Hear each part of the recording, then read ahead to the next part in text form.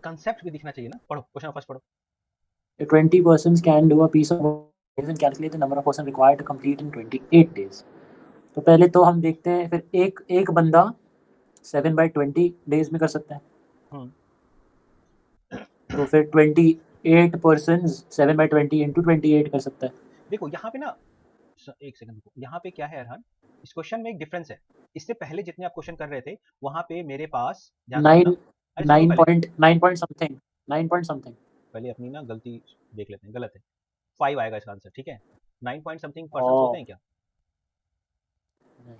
चलो देखो, देखो सबसे पहले ना चीजों को कैटेगराइज करो, ठीक है। इससे पहले आपने जितने क्वेश्चन किए उसमें आपके पास डिफरेंट टाइप ऑफ वर्कर थे, डिफरेंट टाइप ऑफ वर्कर्स थे। वर्कर्स कहने का मतलब डिफरेंट टाइप ऑफ पर्सन थे। Person A and B, person Ram and Shyam, है ना, Sita and Gita, like this different person, different working efficiency, right. अब आपको क्या मिलने जा रहा है, ध्यान से देखना। अब आपको डिफरेंट नंबर ऑफ वर्कर्स मिल रहे हैं, ध्यान से सुनना। अब आपको डिफरेंट नंबर ऑफ वर्कर्स मिल रहे हैं जिनकी एफिशिएंसी हम सेम मानेंगे। यहाँ पे देखो डिफरेंट टाइप्स ऑफ वर्कर मिलता था, मतलब एक एक आदमी ही मिलता था। एक राम मिल गया, एक श्याम मिल गया, वर्कर तो एक एक ही है लेकिन दोनों की एफिशिएंसी अलग है। एक आपको यहाँ पे सीता मिल गई, एक आपको गीता मिल गई, है ना। देखो वर्कर एक एक ही है लेकिन दोनों की एफिशिएंसी अलग है। यहाँ पे क्या है, एक बार मिला आपको 20 राम मिल गए भाई, और एक बार कहेगा कि नहीं नहीं मेरे को तो 25 राम मिल रहे हैं। समझ रहे हो, तो यहाँ पे देखो है राम ही, मतलब एफिशिएंसी वही है सबकी।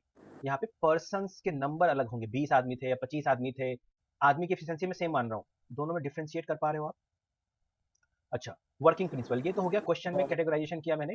अब इसके वर्किंग प्रिंसिपल की बात करते हैं। देखो तो एक बात बताओ, देखो अगर हमारा कोई काम है, हमारा जो टोटल वर्क है, वर्क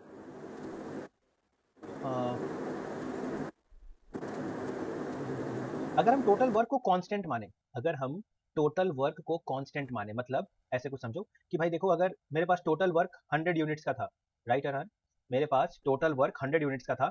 अगर मैं उसको 20 वर्कर से करवाऊंगा, समझ रहे हो, अगर मेरे पास 20 वर्कर्स होंगे उस 100 यूनिट्स को काम करने के लिए, या मेरे पास 30 वर्कर्स होंगे उस यूनिट, उस वर्क को काम, उस टोटल वर्क को करने के लिए, दोनों में क्या फर्क होगा? एक बार मेरे पास 20 वर्कर्स हैं और एक बार मेरे पास 30 वर्कर्स हैं, काम उतना ही है, तो दोनों में क्या फर्क होगा भाई? ये जो 20 वर्कर वाला ग्रुप है ये उस काम को कम समय में ज्यादा समय लेगा, ये ज्यादा समय लेगा। जो 30 वर्कर्स के साथ करेगा उसका टाइम कम होगा। ये बात समझ पा रहे हो आप? भाई आप 30 आदमी मिलकर किसी काम को करोगे तो आपको जल्दी हो जाएगा ना। अगर किसी काम को कोई एक काम है उसको आप 30 पर्सन के साथ जाके करोगे तो जल्दी हो जाएगा, 20 पर्सन के साथ करोगे तो डिले होगा, ठीक है। तो बेसिकली यानी कि वर्क, यानी कि देखो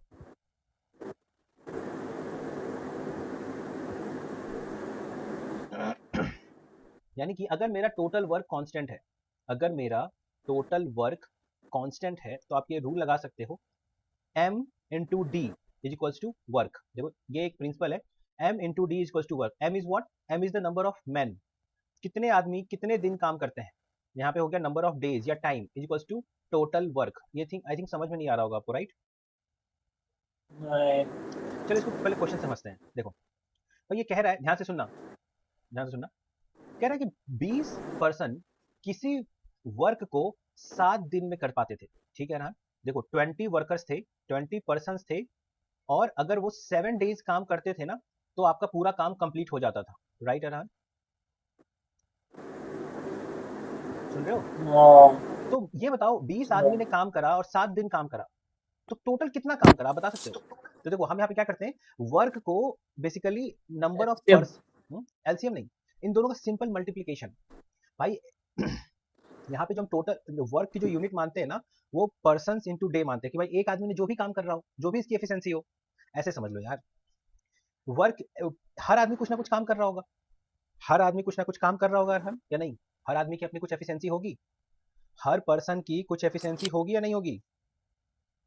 एफिशिएंसी क्या होता है? एफिशिएंसी क्या होता है? वर्क अपॉन टाइम, ठीक है। Work into time, work upon time होता है ना एफिशिएंसी, वही मेरा मतलब। ठीक है।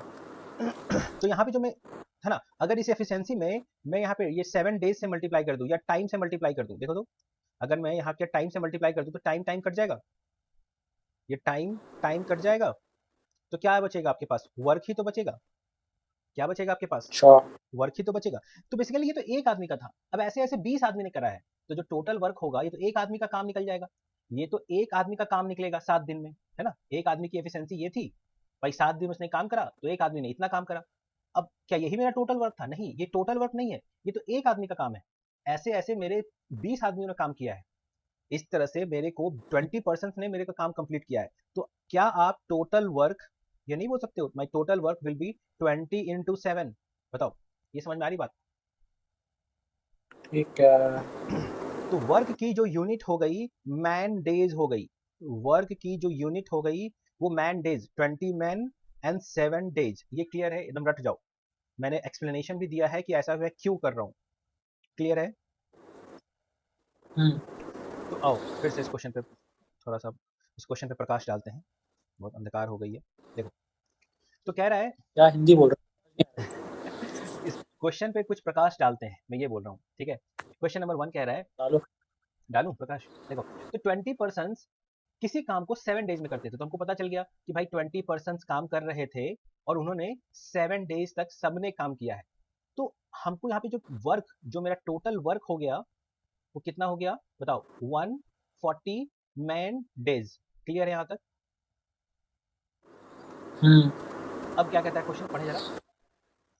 Then calculate the number of persons required to complete the work in 28 days. तो अब कहता है कि अच्छा नहीं नहीं, मेरे को अगर 28 डेज में काम करवाना है, अगर अगर मुझे 28 डेज में काम कंप्लीट करना है, तो मुझे कितने पर्सन्स की जरूरत होगी? क्वेश्चन समझ में आया? अगर मुझे 28 ठीक डेज में है। काम, अच्छा इतना एक थंब रूल बताओ पहले। अगर आपको 28 डेज में कराना है तो आपको ज्यादा पर्सन की जरूरत होगी या कम पर्सन की जरूरत होगी? ये बताओ पहले। 20 से ज्यादा पर्सन चाहिए ज्यादा। होंगे। शाबाश, क्यों? क्योंकि अगर 7 दिन में 20 लोग चाहिए तो 28 दिन में 20 से ज्यादा लोग चाहिए होंगे। अच्छा, कोई काम आपको आराम आराम से करना समझे? है तो कम ही आदमी करोगे तो हो जाएगा ना भाई। एक बात बताओ, अच्छा अभी आप नहीं सोच पाए, चलो एक और लॉजिक दे रहा हूँ, ध्यान से सुनना। आ गया। हाँ, एक अच्छा बात वो, सुनो। अच्छा सॉरी सॉरी, उल्टा है उल्टा है। अब बताओ, अब इसी काम को, 8 सुनो सुनो सुनो सुनो, मुझे ना डेज। एक दिन में काम कंप्लीट करना है, मुझे कोई रोड ना एक दिन में बनानी है। सोचो, 20 पर्सन एक रोड को या एक घर को 7 दिन में बना पाते थे। 20 लोग मिलके एक वर्क को, एक घर को 7 डेज में कंप्लीट कर देते हैं। मैंने कहा नहीं नहीं, मेरे को तो एक दिन में ये रोड बन जानी चाहिए। तो आप नंबर ऑफ पर्सन ज्यादा करोगे कम करोगे? ज्यादा करोगे। ज्यादा। अब मैं कह रहा हूँ नहीं नहीं, आराम से सर एक साल में बना के दे दो मुझे, तो एक अकेला आदमी नहीं भी बना मैंने, देगा। मेरे को लगा कि आप, नहीं मेरे को लगा आपने पर्सन्स बढ़ा दिए, ये डेज बढ़ाए ना आपने। हाँ, डेज बढ़ाया है तो पर्सन क्या हो जाएंगे? हाँ कम तो हो फिर जाएंगे। तो बंदे बंदे बंदे या तो उतने ही रहेंगे या कम हो सकते हैं। कम करोगे ना, उतने ही बंदे रखोगे तो पहले ही काम खत्म कर देगा, तो फ्री में सैलरी दोगे। हाँ, ठीक। देखो, तो यहाँ पे हमारा परसेंटेज वाला रूल भी लग सकता है। कैसे? हमें पता है कि जो नंबर ऑफ पर्सन होता है इनटू जो टाइम होता है वो वर्क के बराबर होता है। से एक एक सेकंड ठहरो जरा, घंटी बजी है। जल्दी। मैं कौन आ गया?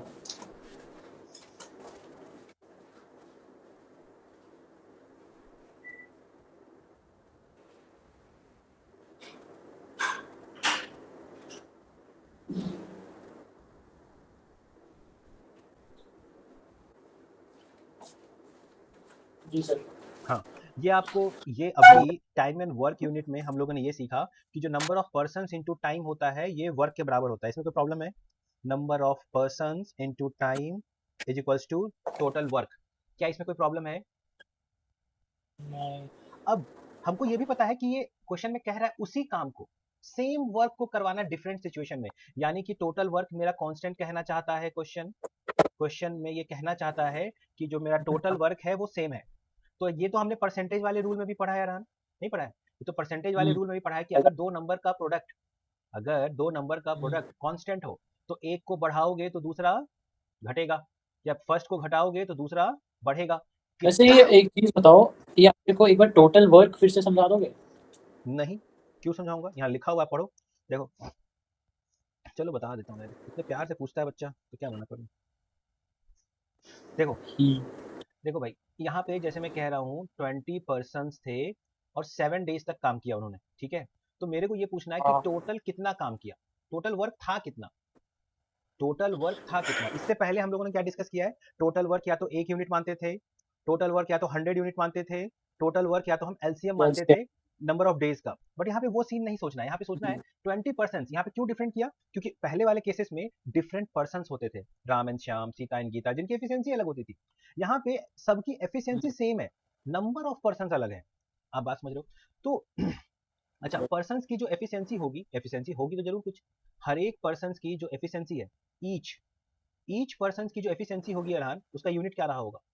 एक पर्सन का जो एफिशिएंसी है, उसकी यूनिट पर्सन की एफिशिएंसी क्या होगी? वर्क अपॉन टाइम रहा होगा, एक आदमी का। पहले एक आदमी का सोचो। तो मेरे को ये निकालना है कि एक आदमी ने कितना काम करा। एक आदमी ने 7 डेज में कितना काम करा भाई? तो क्या करोगे, उसके इफिशिएंसी यानी वर्क अपॉन टाइम इनटू ये जो भी 7 दिन का काम हुआ है, तो इनटू टाइम। तो ये टाइम टाइम कट जाएगा, तो ये वर्क आ जाएगा किसका? एक आदमी का। यहां तक क्लियर है? बट आपके पास ऐसे कितने पर्सन हैं? ऐसे टोटल 20 लोग काम कर रहे थे। 20। तो टोटल वर्क में फिर से क्या हो जाएगा, इसमें फिर से 20 मल्टीप्लाई कर दोगे। यहाँ पे मान लो ये x आया था, तो यहाँ पे 20 इंटू एक्स करोगे कि नहीं करोगे? तो यही बता रहा हूँ कि इस केस में क्या होता है, जो टोटल वर्क होगा वो सीधा इन दोनों को मल्टीप्लाई कर दो, 20 इंटू 7, और इसको बोलेंगे man days. Its unit will be man days. ये एलसीएम ही तो हुआ। क्या? ये एलसीएम ही तो हुआ।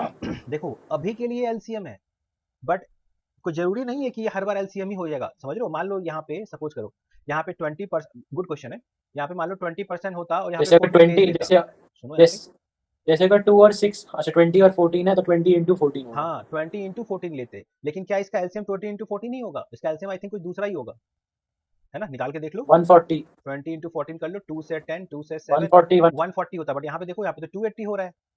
समझ पा रहे हो आप डिफरेंस? ठीक है, समझ गया। Very good. तो वापस आ जाओ अपने परसेंटेज वाले रूल में, ये है ना?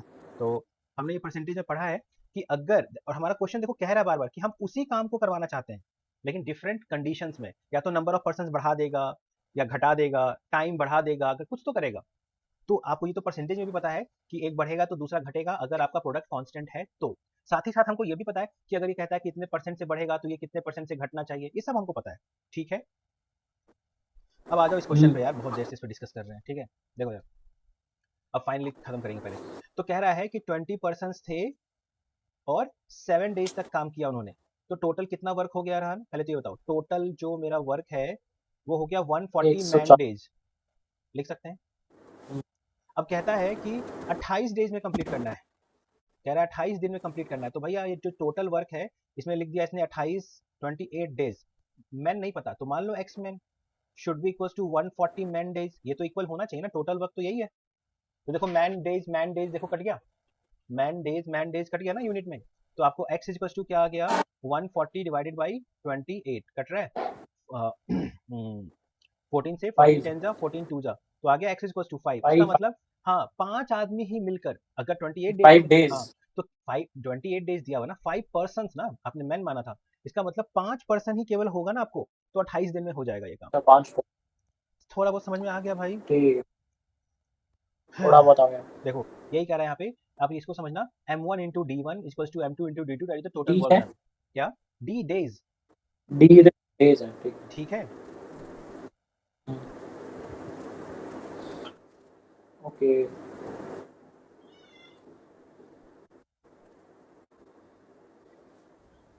अच्छा ये रेशियो वाला मेथड भी तो काम करेगा हमारा। चलो देखो अब ये परसेंटेज वाला रूल को भी सीखो। तो हमने अभी पढ़ा कि जो man, number of mans into जो डेज है वो वर्क के बराबर है। पहले ये 20 था, ये 7 था, और वर्क हमारा जो भी था कांस्टेंट, में तो वर्क निकाल भी नहीं रहा हूँ। ठीक है रहन? अब कह रहा है कि जो मेरा डेज है ना वो 28 हो गया, पहले 7 दिन में करवाना था, मुझे 28 डेज में करवाना है ना? आपने डेज क्या किए, बढ़ा दिया है ना? आपने डेज क्या किया है, बढ़ा दिया है। तो मैन क्या हो जाएगा, घट जाएगा। कितना से घटेगा, तो पहले ये बताओ डेज कितना से बढ़ा है? देखो डेज जो है इंटू 3 हो गया है ना? डेज जो है 3 टाइम्स, इंटू 4। सॉरी 4 टाइम्स हुआ है, लेकिन इंक्रीमेंट कितने का हुआ है? देखो ये 3 गुना इंक्रीमेंट 28 माइनस 7। 21, हाँ इंक्रीमेंट जो हुआ है वो 3 टाइम्स का हुआ है, जो ये 7 4 जा है ना? दो तरह से कर सकते हो। देखो पहला रूल तो ये भी है, ये भी है, कुछ पीरियड वाला ये मेथड आप कह रहे हाँ हो? बहुत 2-3 तरीका। देखो पहली टाइम की इंटू 4 हो गया है, देखो यहाँ हो गया इंटू 4, तो भैया इसको डिवाइड बाई 4 नहीं करना पड़ेगा। अगर आप बराबर रखना चाहते हो, एक नंबर को आपने मल्टीप्लाइड बाई 4 किया है, तो दूसरे नंबर को डिवाइड बाई 4 करोगे कि नहीं करोगे? तभी तो बराबर होगा सब कुछ। ठीक है। पहला तरीका। दूसरा तरीका, इंक्रीमेंट के बेसिस पे अगर आप सोचो, अगर आप इंक्रीमेंट के बेसिस पे सोचो तो देखो, इंक्रीमेंट के बेसिस पे सोचो तो भैया ये पहले 20 था, ये 7 था, और वर्क जो था मेरा कांस्टेंट था। अब कह रहा है कि ये 7 से 28 हो गया, तो हाउ मच इंक्रीज हुआ है, बता सकते हो? इंक्रीमेंट कितने का है, कितने से बढ़ा है ये 21 यूनिट्स बढ़ा है ना। हाँ इसका मतलब ये 3/1 से बढ़ गया है। इसका जो रेशियो है इंक्रीमेंट का, 7 का 3 टाइम्स होता है ना 21, 3/1 से बढ़ा है। तो यानी कि अगर कोई रेशियो, अगर कोई नंबर 3/1 से बढ़ा हो, अगर कोई नंबर 3/1 से बढ़ा है, मतलब 4 यूनिट में। क्या,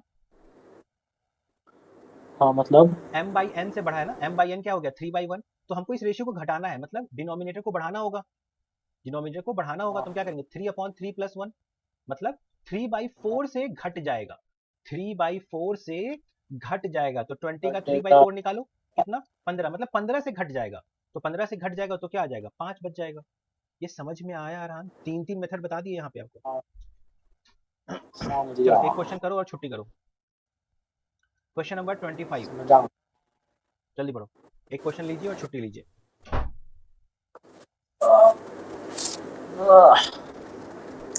अगर 25 महीने 36 डेज में एक काम कर सकते हैं, working 10 hours a day, then how many men are required to complete the work working 6 hours a day in 20 days? देखो हम, आज जी सुनो कुछ नहीं करना। हाँ बोलो। देखो हम जो ये कंसेप्ट लगा रहे थे कि मैन इनटू टाइम, ये कर रहे थे ना, यहाँ पे डेज लिख रहे थे, यहाँ पे हम डेज लिख रहे थे। हाँ तो 25। हाँ तो डे, टाइम को और डिकोड कर दो ना भाई, टाइम को और डिकोड कर दो, डेज में और आवर्स में, है ना। टाइम ही भाई, टाइम लिख रहा था मैं पहले, केवल दिन। अगर एक दिन में 36 घंटे, सॉरी एक दिन में 10 घंटे काम करते हैं तो 36 दिन में 360 डेज काम करते हैं। हाँ वही मैं कह रहा हूँ 360 आवर्स, सॉरी हाँ, 360 आवर्स। तो यहाँ पे जो हम कर रहे थे ना कंसेप्ट अभी भी वही है, बस यहाँ पे डेज और आवर्स और डिटेल दे रहा है। तो हम यहाँ पे लिखेंगे m1 into d1 into h1, ये दोनों मिलकर टाइम बन रहा है, टोटल दिन और टोटल आवर्स। तो ये यहाँ पे मेरा टोटल वर्क ये हो जाएगा। तो हम यहाँ पे प्रोडक्ट कॉन्स्टेंसी से लिख सकते हैं m1 d1 h1, तो work is equal to 25 into 360। 20 into 10 ना, हर दिन 10 दिन भी तो काम कर, 10 घंटे भी तो अरे हैं। 360 ऑलरेडी। हाँ हाँ हाँ ठीक है, 360, this is equals to this, यहाँ से m2 आ जाएगा। ठीक है, फिर हो गया आंसर, और क्या, m2 निकल जाएगा ना वहाँ से, देखो यहाँ पे। नहीं, एक सेकंड, M2 कहाँ से? अच्छा फिर दूसरा, इक्वेट कर दिया। हाँ वर्क कांस्टेंट है ना, वर्क कांस्टेंट है तो आप दोनों को इक्वेट कर दो।